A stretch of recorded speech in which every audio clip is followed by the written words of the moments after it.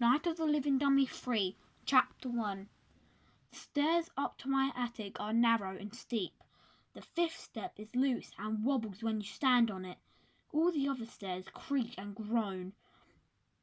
My whole house creaks and groans. It's a big old house, and it's kind of falling apart. Mum and Dad don't really have the money to repair it.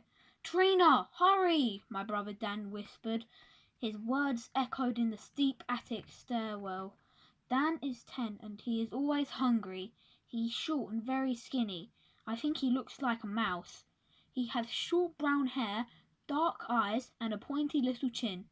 And he's always scurrying around like a mouse, searching for a place to hide.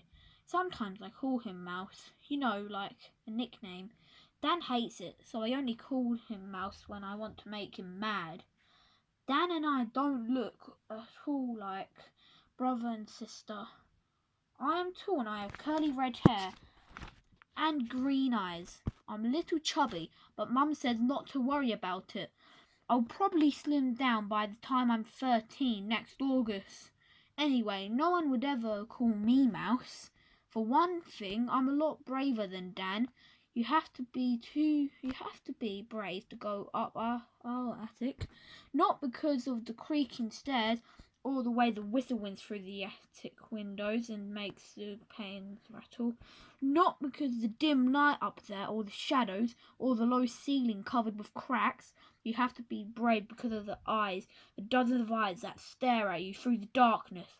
The eyes that never blink. The eyes that stare with such eerie, heavy silence. Dan reached the attic ahead of me. I heard him take a few steps over the squeaking wooden floorboards. Then I heard him stop. I knew why he stopped. He was staring back at the eyes, at the grinning faces. I crept up behind him, moving on tiptoe. I leaned my face close to his ear and I shouted, "Boo!"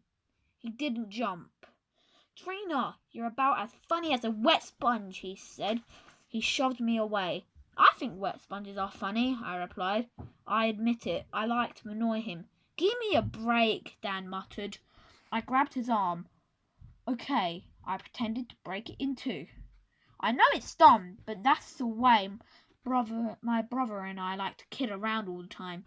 Dad says we didn't get our sense of humour from him, but I think we probably did. Dad owns a little camera store now, but before that he was a ventriloquist.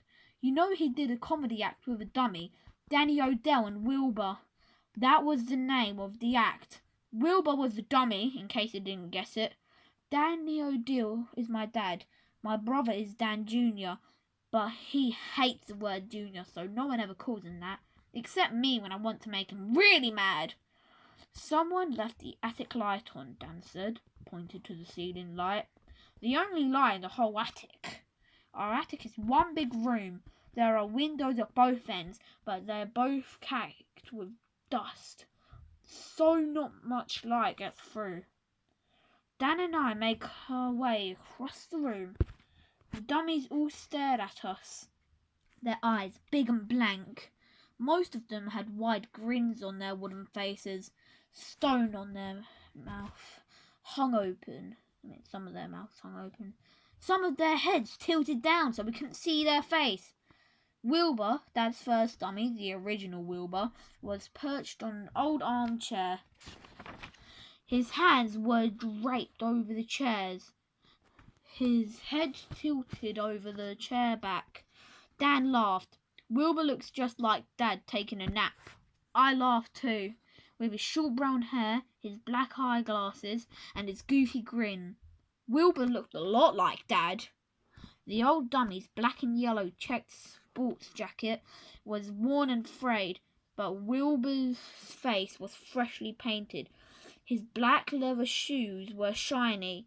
One wooden hand had part of the thumb chipped out, but Wilbur's hook looked great for such an old dummy. Dad keeps all of the dummies in good shape. He calls the attic his dummy museum. Spread around the room are a dozen old ventriloquist dummies that he has collected.